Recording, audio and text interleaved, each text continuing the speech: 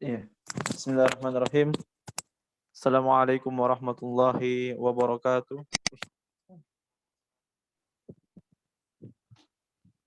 Alhamdulillahirabbil alamin wassalatu wassalamu ala rasulihil karim wa ala alihi wa ashabihi wa man saru ala nahjihi ila yaumiddin amma ba'd.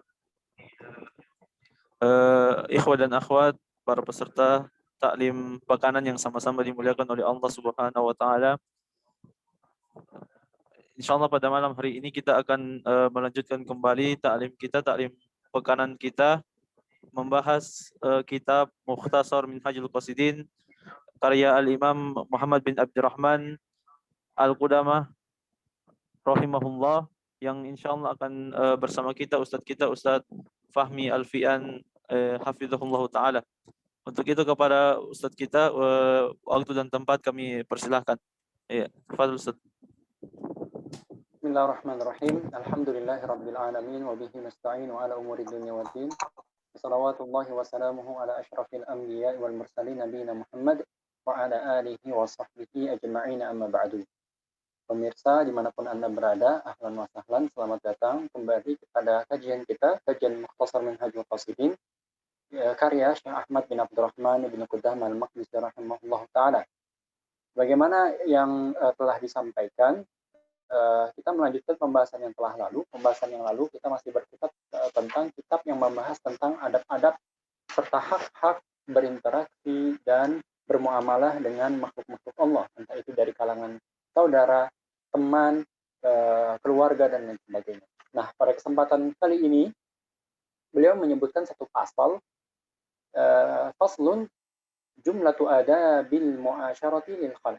Ada beberapa adab-adab dalam berinteraksi dengan makhluk Allah Subhanahu wa taala. Setelah itu beliau akan membahas tentang bab yang baru, bab tentang hak-hak seorang muslim, hak famili, keluarga, tetangga, dan juga budak. Ini insya Allah kita akan bahas setelah pembahasan yang pertama. Kita langsung mulai pembahasan yang pertama.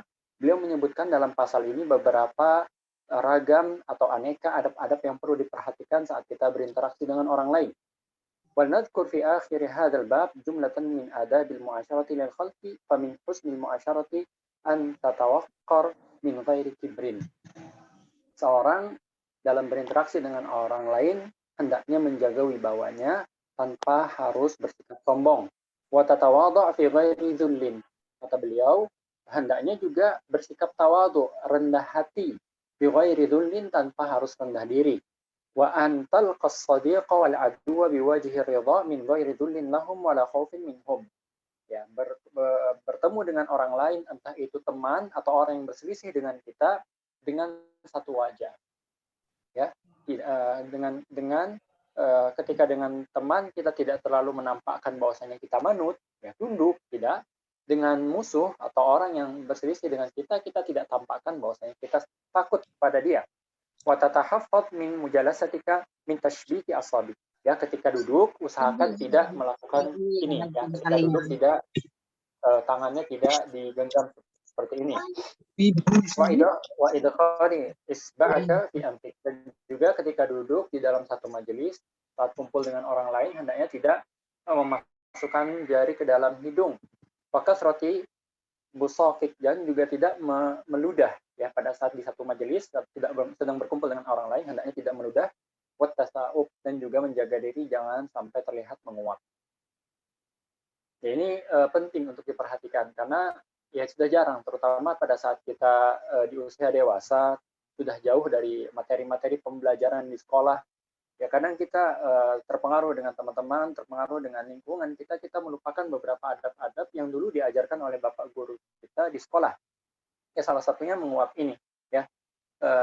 Idza tasa'aba ahadukum falyakzim mastata', kata Rasulullah sallallahu alaihi wasallam, apabila salah seorang dari kalian ingin menguap, maka hendaknya ditahan sebisa mungkin, ya. Dan juga larangan dari Rasulullah sallallahu alaihi wasallam, ya, untuk tidak menguap dan membunyikan suara pada saat kita menguap, ya, karena Rasulullah SAW mengatakan apabila dia mengatakan ha, menguap, pada saat ia menguap bersuara keras, dhahika syaitan, kata Rasulullah, ketawa syaitan mendengar hal tersebut. Karena pada asalnya menguap ini datangnya dari seton yang menunjukkan kemalasan, kelemahan tubuh dan loyo. Baik. Kita lanjutkan pembahasan kita. Kata beliau, wasla ila muhaddithika wa la tas'al al-i'adah. Usahakan dengarkan dengan seksama apa yang diucapkan oleh orang yang mengajak kita berbicara. Jangan kita minta untuk diulangi. Wala tuhaddits bi'ijabika biwaladika wa jariyatik. Dan apabila kita berbicara dengan orang lain, ya, jangan mengungkit-ungkit kelebihan anak kita di hadapan orang tersebut. Mengungkit-ungkit, beliau mengatakan juga kelebihan budak kita, ya, di hadapan orang tersebut. Artinya jangan mengungkit-ungkit sesuatu yang kita anggap lebih pada keluarga kita, rumah kita, mobil kita, kendaraan kita dan lain sebagainya, yaitu jangan diungkit-ungkit di hadapan orang lain. Wala tasannu al-mar'ah fi at-tazayyin atau fi tazyin wala tatabaddal tabaddul al-'abdi.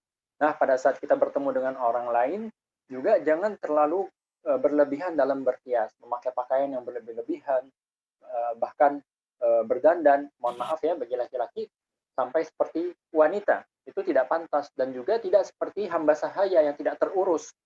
Ya, tidak terurus sama sekali, tidak seperti itu. Artinya ketika kita ingin bertemu dengan orang lain, kita perlu memperhatikan penampilan tapi tidak berlebih-lebihan. Kemudian beliau mengatakan khawif ahlaka fi ghairi anafin walin lahum fi ghairi dha'fin. Dan pada saat kita bersama dengan keluarga kita, ya, kita tampakkan wibawa kita tapi jangan sampai terlihat kasar dan jangan sampai berlaku kasar kepada mereka. Walin lahum, dan berlaku lembut namun tanpa terlihat lemah. Ya, mudah-mudahan ini bisa dipahami. Wala tuhazil amataka wa 'abdaka fayaskut waqaruka wala tukthirul iltifata ila waraik.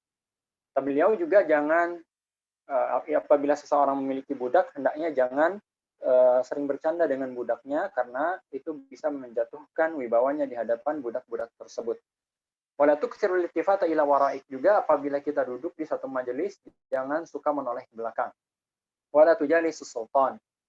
Nah, kemudian beliau menyebutkan satu adab yang lainnya, usahakan, kata beliau, tidak duduk dengan penguasa. Tidak duduk dengan penguasa, ya. Ini pembicaraannya kepada orang awam, ya. Jangan duduk dengan penguasa. Fa in fa'alta fahdharil dzunuba wal ghibah.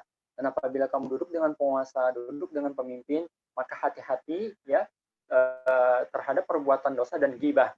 Wasun sirrahu, apabila seorang pemimpin atau seorang petinggi ya dekat dengan kita, taruhlah dia adalah sahabat kita atau dia kawan kita, adik kita atau kakak kita atau keluarga kita lah, kemudian dia membicarakan sesuatu yang rahasia, maka jagalah rahasia tersebut. Karena membocorkan rahasia seorang public figure, terutama pemimpin atau orang yang memiliki kedudukan, ini bisa berakibat fatal. Wahdal al-muda'abah indahu. Dan apabila kita duduk dengan seorang yang memiliki kedudukan, seorang penguasa, maka hendaknya tidak bermain-main pada saat di majelisnya atau di tempat duduknya. Wa tahaffadh minal jusya'i bihadratihi wa takhallul. Dan juga apabila kita duduk, misalnya kita makan malam bersama dengan orang-orang penting, ya, kita terpaksa untuk hadir. Misalnya ke acara jamuan makan malam, di situ ada pejabat, di situ ada orang-orang penting, sementara mungkin kita hanya penuntut ilmu biasa atau orang awam biasa, maka harus memperhatikan adab. Di antara adab yang perlu diperhatikan adalah, kata beliau, jangan memperdengarkan suara sendawa kita pada saat kita bersendawa.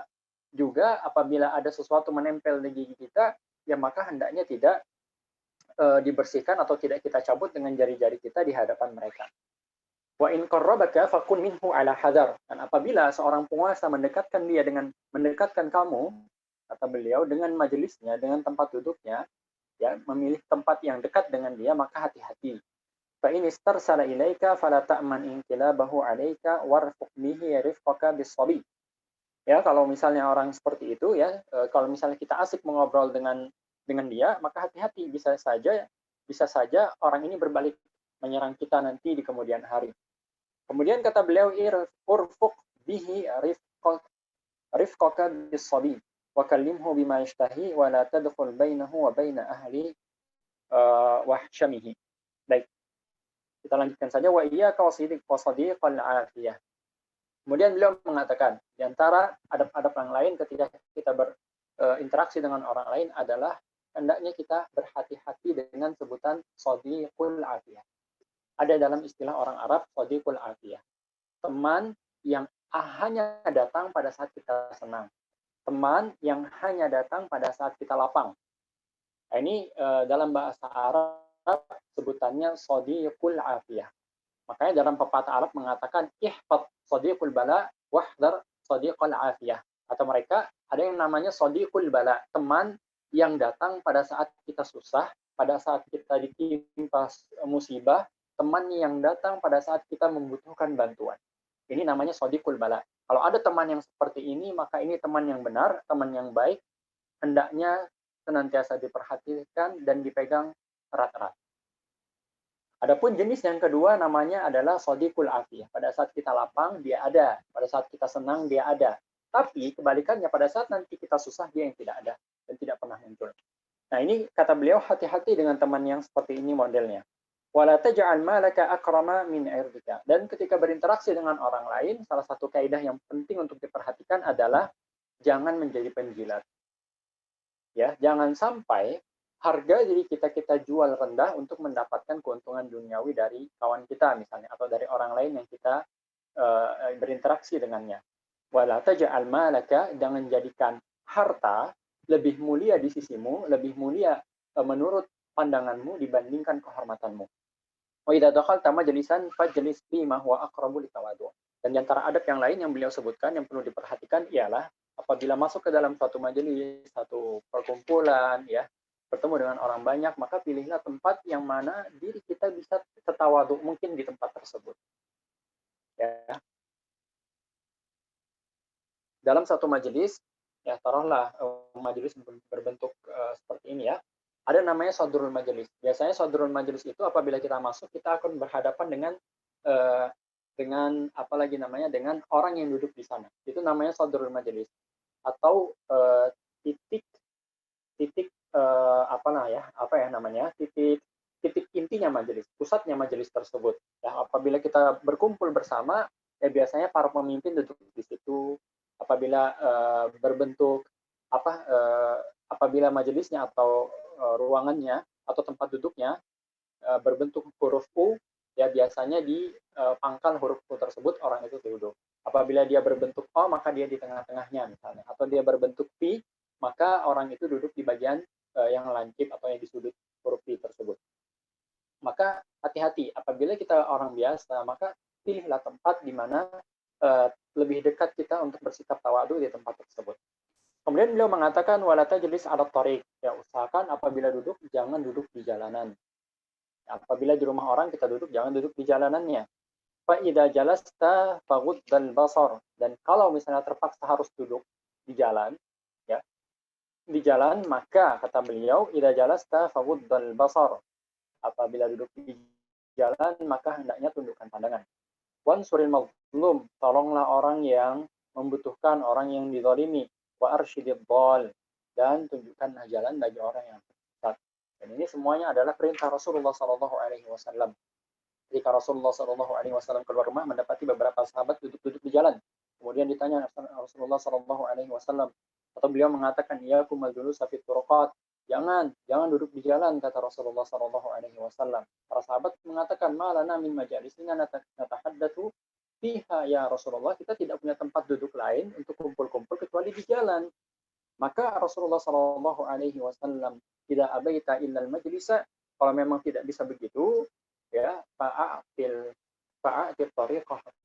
Kalau memang begitu, maka perhatikanlah adab-adab dan tunaikanlah kewajiban kalian ketika kalian berada di jalanan. Salah satunya kata Rasulullah SAW, waddul basar, untuk menundukkan pandangan, waradus salam, menjawab salam orang lain, wal amru bil ma'ruf wa nahyu 'anil munkar, beramar ma'ruf dan bernahi munkar. Dan juga di antara adab lainnya adalah imatatul ada, yaitu menyingkirkan gangguan yang ada di jalanan. Kemudian beliau mengatakan wala tabsuq fi jihatil qiblah wala an yaminik walakin an yasarik tahta qadamik al-yusra. Nah, ini kata beliau, apabila kamu meludah, apabila kamu membuang ludah, maka jangan buang ke arah depan, apalagi ke arah kiblat. juga tidak ke arah kanan, namun ke arah kiri di bawah kaki kiri.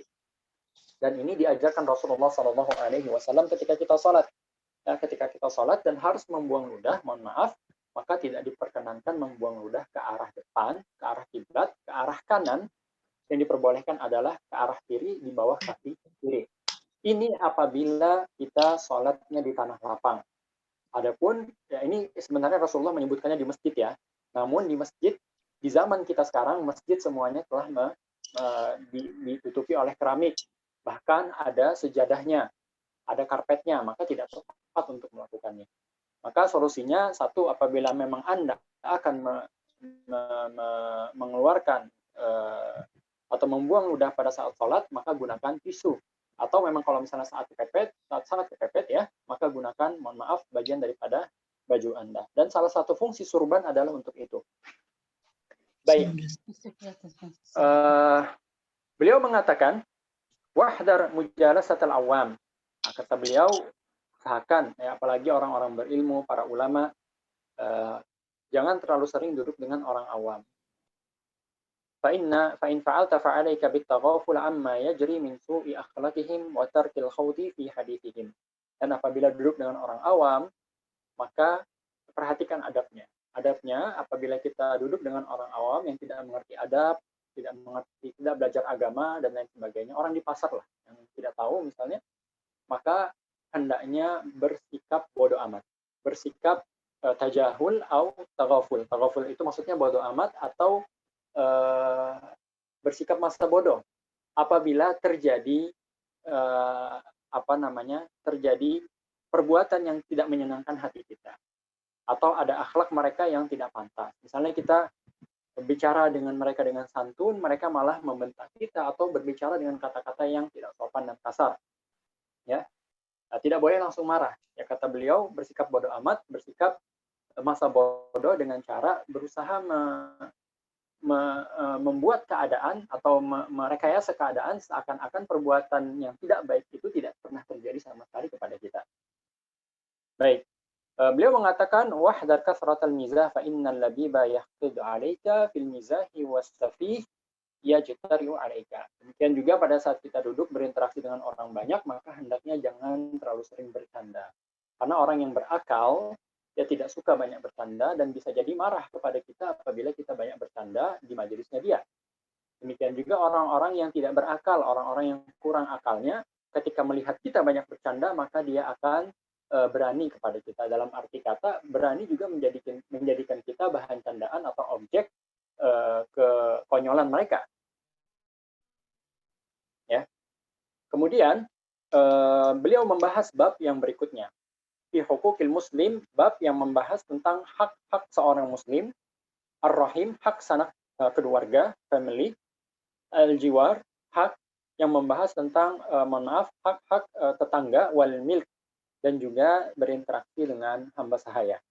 Wa nahwi dzalika dan lain sebagainya.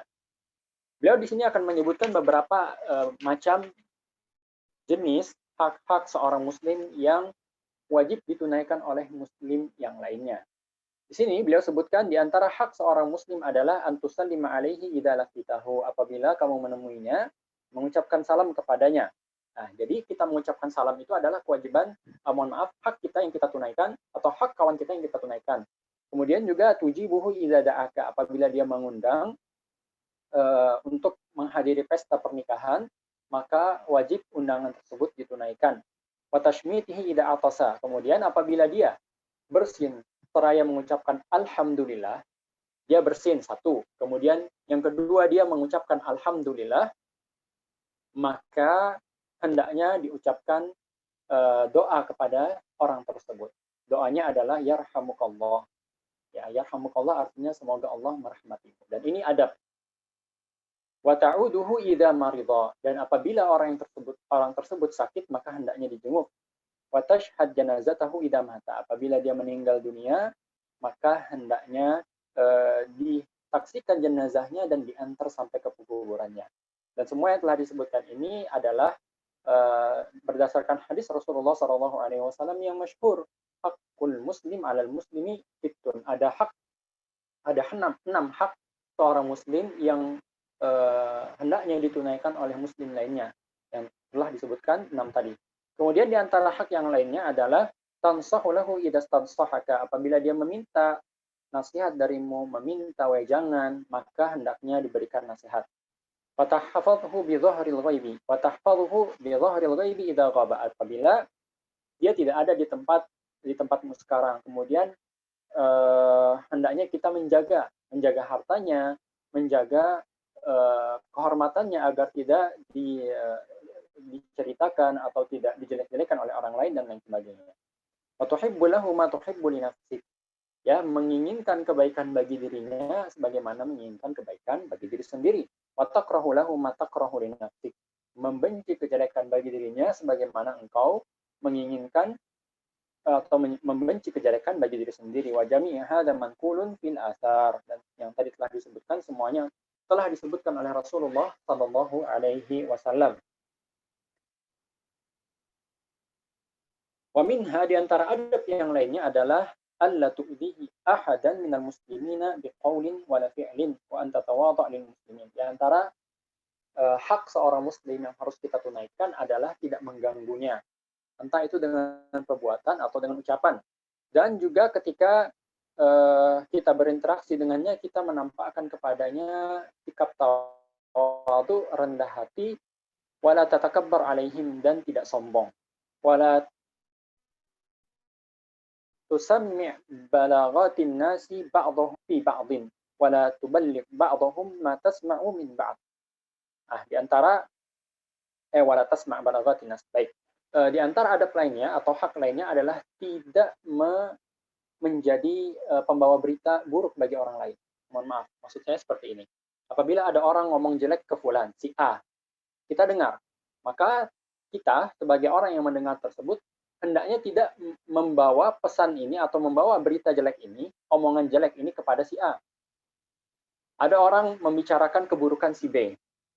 Kita mendengarkannya. Sementara B tidak ada. B adalah teman kita. Kita punya kedekatan terhadap orang tersebut. Maka tidak pantas bagi kita untuk menyampaikan keburukan tersebut atau ucapan jelek tersebut kepada si B. Ya, ini namanya adu domba atau namimah. Dan inilah yang menjadikan seseorang diadab dalam kuburnya. Ketika Rasulullah SAW melewati dua kubur, kemudian fi kabir, ada dua orang ini diadab oleh Allah Subhanahu wa taala, bukan diadab disebabkan karena perkara besar, tapi perkara kecil. Kecil menurut mereka tapi besar di sisi Allah Subhanahu wa taala. Kata Rasulullah SAW, wa kana al-akhar, yang kedua ini adalah yamshi bin namimah. Kana yamshi bin namimah. Yang kedua ini orang yang ketika hidup mengadu domba orang lain. Kemudian dia menyebutkan beberapa hak-hak lain yang penting untuk diperhatikan. Di antaranya ialah wa minha an la tazida fil hajrati ala 3 ayyam liman ta'rifuhu fil hadits al-masyhur fi dzalik. Ya, apabila harus memutuskan hubungan dengan orang lain, maka tidak boleh memutuskan hubungan tersebut lebih daripada tiga hari. Maksudnya memutuskan hubungan di sini adalah tidak mengajaknya bicara, tidak berinteraksi dengannya, tidak melakukan jual beli dan lain sebagainya. Apabila dia seorang muslim, orang yang taat kepada Allah, dan kita memiliki permasalahan duniawi dengan orang tersebut dan kita harus mendiamkannya, memboikotnya, maka tidak boleh lebih daripada 3 hari. Kata Rasulullah SAW, la yahillu li mu'minin an yahjura mu'minan fawqa 3 ayyam. Tidak halal bagi seorang muslim untuk memboikot saudaranya lebih daripada 3 hari. Fa idza marrat bihi 3, apabila telah berlalu 3 hari, falaqiyahu falyusallim alaihi, apabila dia menemuinya maka hendaknya mengucapkan salam kepadanya. Dalam hadis lain Rasulullah SAW, wa khairuhum alladhi yabda'u bisalam. Orang yang terbaik di antara kedua orang yang telah tengah saling memboikot tersebut adalah orang yang memulai mengucapkan salam. Dan ini menunjukkan bahwasanya boikot tersebut gugur atau dianggap berhenti apabila salah seorang di antara mereka memulai mengucapkan salam. Dan ingat, ini tidak boleh lebih daripada 3 hari. Melebihi daripada itu maka kedua-duanya masuk ke dalam dosa. Wa'lam, kata beliau, ketahuilah, anna hadhil hajrah innama hiya fima yata'allaqu bidunya. Boleh kita memboikot orang lain apabila dalam permasalahan-permasalahan dunia, dan itu hanya 3 hari masa tenggangnya. Adapun kata beliau apabila dalam permasalahan agama, ya seperti orang yang bersangkutan adalah ahli maksiat atau orang yang bersangkutan adalah punggawa bid'ah, maka boleh untuk senantiasa diboikot sampai orang tersebut bertobat kepada Allah Subhanahu wa taala. Dan dalam permasalahan boikot ini perlu diperhatikan juga maslahat dan mudaratnya. Ya, ada orang bermaksiat kepada Allah, tidak dididik, kita boikot, dia malah semakin parah. Ya. Nah, orang seperti ini maka tidak diboikot lebih baik, tapi didekati dan diberikan nasihat. Kalau misalnya kita tahu masalah terbesar dari boikot tersebut, orang tersebut akan bertobat, maka kita lakukan. Kalau tidak, maka tidak dilakukan. Bahkan ketika dalam permasalahan memukul anak untuk melaksanakan sholat, ya, ketika anak sudah berumur 10 tahun, kemudian belum melaksanakan sholat atau tidak mau melaksanakan sholat, maka boleh dipukul. Dengan catatan memukulnya dengan pukulan yang tidak menimbulkan bekas atau tidak menyakiti. Pukulan didikan namanya, bukan pukulan untuk menyakiti. Kemudian apabila pukulan tersebut ya tidak memberikan efek apapun dan tidak berpengaruh apapun bagi sang anak, maka hendaknya tidak boleh. Maka hendaknya ditinggalkan dan tidak boleh bagi orang tua untuk memukul anaknya. Ya. Karena ketika dipukul, ya anak tersebut ternyata juga tidak merubah sikapnya dan tidak mau melaksanakan sholat. Sementara sholat adalah tiang agama dan rukun Islam. Nah, apalagi dalam permasalahan yang telah kita sebutkan. Di antara hak-hak lainnya adalah an yuhsina ila kulli man yaqdir an yuhsin ilaihi minal muslimin mastata'a wa an la yadkhul ala ahadin minhum illa biidnihi. Ya, berbuat baik kepada orang lain semampu kita. Dan di antara adab lainnya adalah apabila kita ingin menemui orang lain atau masuk ke dalam rumah orang lain, hendaknya meminta izin. Wa yasta'dinu salatan, minta izin sebanyak 3 kali dengan cara mengetuk pintu dan mengucapkan salam. Fa in lam ya'zan, apabila tidak diizinkan untuk masuk, maka tidak boleh masuk. Ya. Hendaknya meninggalkan rumah tersebut. An yukhaliqan nas bi khuluqin hasan wa dzalika an yu'amila kullan minhum bihasabi tariqatihi fa innahu mata laqiya al-jahila bil ilmi wallahi bil fiqhi wal ghabiyya bil bayani adza wa ta'adza. Ya, menempatkan orang sesuai dengan kadarnya, mengucapkan perkataan, ucapan itu menyesuaikan dengan keadaan orang itu masing-masing. Apabila kita bertemu dengan orang yang berpendidikan, maka tutur kata kita menyesuaikan. Apabila kita menemui orang yang tidak berpendidikan, kemudian kita mengucapkan kata-kata yang sulit untuk dicerna, ya, apabila kita bertemu dengan orang yang bodoh, misalnya orang yang tidak belajar sama sekali, kemudian kita mengucapkan kata-kata yang bersih istilah-istilah ilmiah, maka ini akan satu, kita akan menyakiti hati orang-orang tersebut. Karena kita akan yang pertama membuat ia bingung, yang kedua kita seakan-akan sombong kepada orang tersebut menampakkan kepintaran kita. Kalau keadaannya dibalik, kita orang yang tidak berpendidikan misalnya, kemudian orang yang berbicara kepada kita adalah orang yang berpendidikan dengan bahasa yang tinggi, maka kita itu tidak merasa senang. Ya, jadi harus menyesuaikan dengan setiap orang yang kita temui. Kata beliau di sini ada wa ta'adza, ya kita merasa akan terganggu dan orang tersebut juga akan merasa terganggu dengan ucapan kita. Di antara hak-hak seorang muslim yang perlu untuk ditunaikan adalah an yuqtiral masyayikh, yaitu memberikan penghormatan khusus kepada orang-orang tua.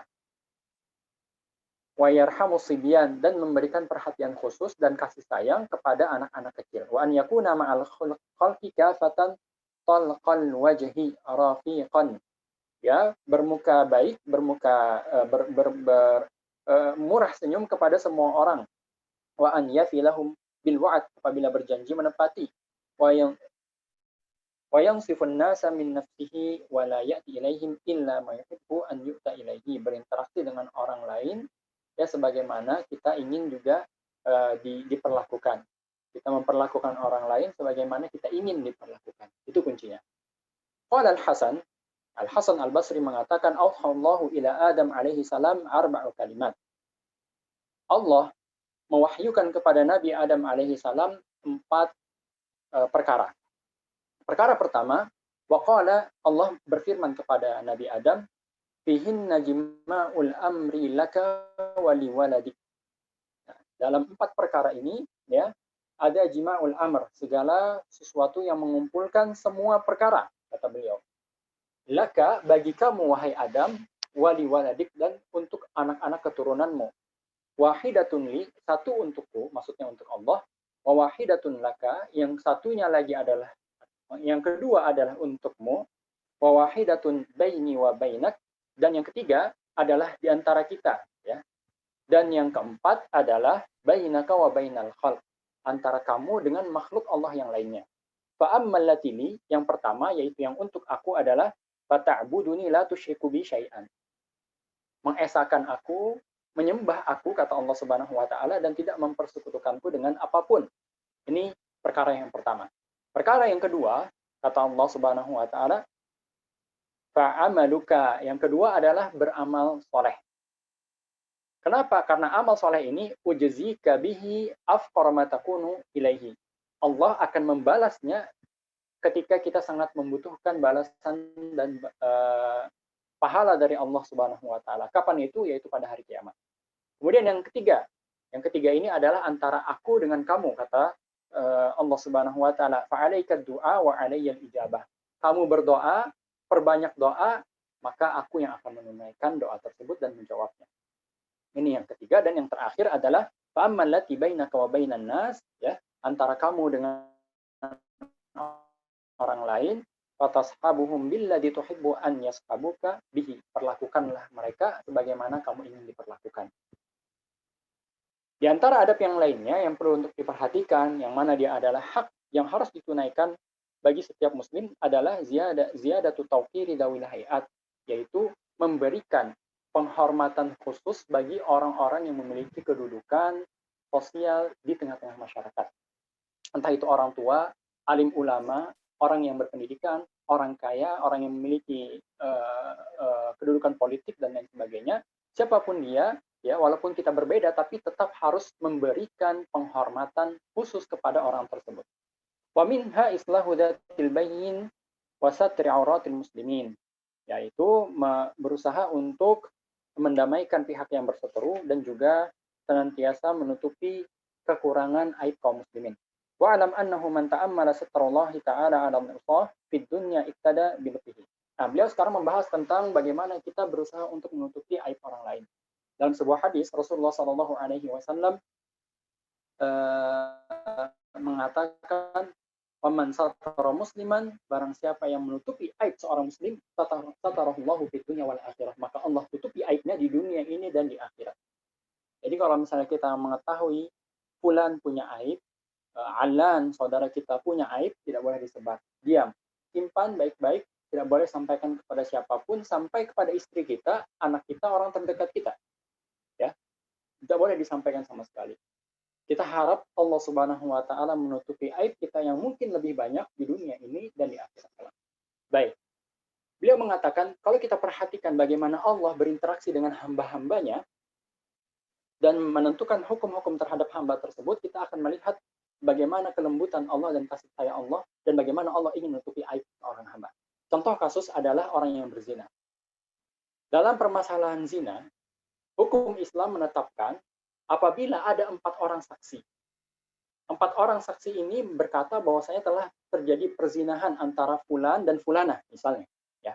4 saksi ini, ya, ditentukan oleh Allah Subhanahu wa taala. Allah tidak mencukupkan dengan 1 saksi. 1 saksi, maka si fulan dan fulana didera atau dihukum rajam. Tidak. Harus ada 4. Ini aturan Allah Subhanahu wa taala. Supaya apa? Supaya sulit nyarinya. 4 ini tidak mudah mendapatkan 4 orang yang melihat kejadian secara langsung. Dan 4 orang ini harus sama menyipati kejadiannya. Taruhlah 3 orang mengatakan, dalam tanda kutip ya, dalam tanda kutip, sendok masuk ke dalam gelas, dalam tanda kutip, mudah-mudahan semuanya mengerti. Sendoknya masuk ke dalam gelas, secara gamblang dia menyatakannya. Tapi ternyata si orang yang keempat mengatakan, tidak, saya tidak melihat seperti itu. Saya hanya melihat, ya, ada ada laki-laki berada di atas seorang perempuan. Ya, saya hanya melihat seperti itu. Maka ini tidak bisa menjadikan kedua orang tadi didera atau dihukum rajam. Ya, apabila dua orang tadi adalah muhsan. Nah, di sini kita melihat bahwasanya Allah Subhanahu wa taala dalam permasalahan maksiat saja, Allah Subhanahu wa taala membuat hukumnya, hukum-hukum yang memang sulit menjadikan orang lain itu terungkap aibnya. Karena Allah Subhanahu wa taala suka menutupi hambanya. Di antara nama Allah Subhanahu wa taala adalah Sittir. Sittir adalah ya zat yang maha menutupi kekurangan, celah, aib yang ada pada hamba-hambanya. Nah, kalau saja Allah yang maha pemurah, maha pengasih, ya, berlaku demikian bagi orang yang melakukan perzinahan, maka bagaimanakah kita ketika kita melihat aib seorang yang mungkin aib tersebut tidak sampai pada dosa perzinahan? Maka hendaknya kita merenungi ini dan memperhatikan bagaimana Allah Subhanahu wa taala begitu sayang kepada hambanya dan bagaimana kita bersikap sebagai hamba-hamba Ar-Rahman. Baik. Masih ada waktu, sudah 37 menit sepertinya ini. Ustadz Hamdan? Iya, Ustaz. Di sini sekarang isanya jam 7:15, Ustaz. Sisa berapa menit Halo? waktu saya? Sisa sekitar sisa 5 berapa menit, menit Ustaz. waktu yang ada? 5 menit. Baik. Iya. Ada pertanyaan, Ustaz? Ada 2 pertanyaan kayaknya yang masuk. Kalau begitu kita cukupkan saja sampai di sini. Nanti kita akan bahas lanjutannya pada kesempatan yang lain. Baik, saya bacakan saja pertanyaan yang masuk ini.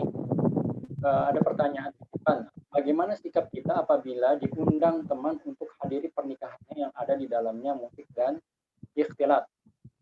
Ini pertanyaan yang sering sekali kita dapati. Baik, tentang permasalahan ikhtilat kita tahu bahwasanya ini tidak diperkenankan oleh syariat. Demikian juga dalam perkara musik, ya. Menurut pendapat jumhur ulama, musik itu adalah haram. Baik, bagaimana cara menyikapinya? Di sini kan bertanya sikap, ya. Saya tidak akan menjawab, berarti tidak membahas hukum syar'i. Dan ini berarti sikap berarti ini sifatnya subjektif, ya. Artinya apa yang saya sebutkan bisa jadi cocok bagi saya dan bagi penanya bisa jadi tidak cocok. Jadi saya akan sebutkan saja tipsnya. Yang pertama adalah satu, datang sebelum acara dimulai, kemudian bertemu dengan pengantin. Tapi ini berat karena sang pengantin biasanya dipersiapkan pada saat itu. 2, datang di penghujung acara di mana band atau elektronnya sudah prepare untuk pulang. Dan biasanya pada saat itu juga pengunjung itu sedikit. Dan salah satu tips untuk menyenangkan hati pada saat itu, ya, kalau kita mampu pada saat itu datanglah dengan membawakan hadiah, ya, untuk mengganti keterlambatan kita datang di acara atau di puncak acara, ya, karena semua orang inginnya didatangi pada saat puncak acara. Pengantin wanita ingin dilihat pada saat ia masih mengenakan pakaian pengantinnya. Demikian juga pengantin pria akan sangat terhormat apabila dia didatangi pada saat ia menggunakan pakaian pengantin. Kan seperti itu. Dan untuk mengganti itu, maka datanglah dengan hadiah dan ucapkanlah permohonan maaf karena datang terlambat. Baik, pertanyaan berikutnya. Sekali lagi saya tekankan, ini sifatnya subjektif karena sikap yang ditanya. Jadi silakan disesuaikan saja. Assalamualaikum, waalaikumsalam. Afwan Ustadz, mau tanya, jika kita menghadiri suatu kajian di dalam suatu masjid di mana dalam masjid tersebut bercampur antara pria dan wanita tanpa ada hijab, tabir pembatas, apakah termasuk dalam ikhtilat? Jarak dari jamaah pria atau mohon maaf, wanita sekitar 1 meter saat jamaah agak ramai, dan apakah dosa jika istri menolak diajak suami dalam kajian tersebut bercampurnya jamaah pria dan wanita? Baik, dalam permasalahan ini, ya, apabila tidak ada hijab sama sekali dalam masjid tersebut, dan itu kasuistik. Maksud saya seperti ini, apabila dalam satu masjid sudah dibuat aturan yang laki-laki di depan, perempuan di belakang. atau dipisah dengan tembok dan lain sebagainya, namun jamaah ternyata membeludak dan akhirnya harus berdempetan hingga hanya ada jarak 1 meter. Dan ini dalam permasalahan ini tentu ya, ini permasalahan yang istisnaiyah, yang ada pengecualian di dalamnya karena sifatnya kasuistik. Sebelumnya tidak diperkirakan seperti itu, maka tiba-tiba menjadi seperti itu. Maksudnya di awal tidak diperkirakan akan adanya ikhtilat, akan bercampur baur, ternyata seperti itu beda lagi. Adapun pada asalnya, misalnya kita mengundang di satu majelis atau di satu masjid, tidak ada hijab sama sekali, maka hendaknya dihindari. Yang seperti itu. Apalagi kalau tidak ada maslahat yang besar di dalam kehadiran kita di majelis tersebut. Namun apabila ada maslahat besar, maka paling tidak kita jatuh dalam perbuatan yang makruh. Apalagi ini terjadi di dalam masjid.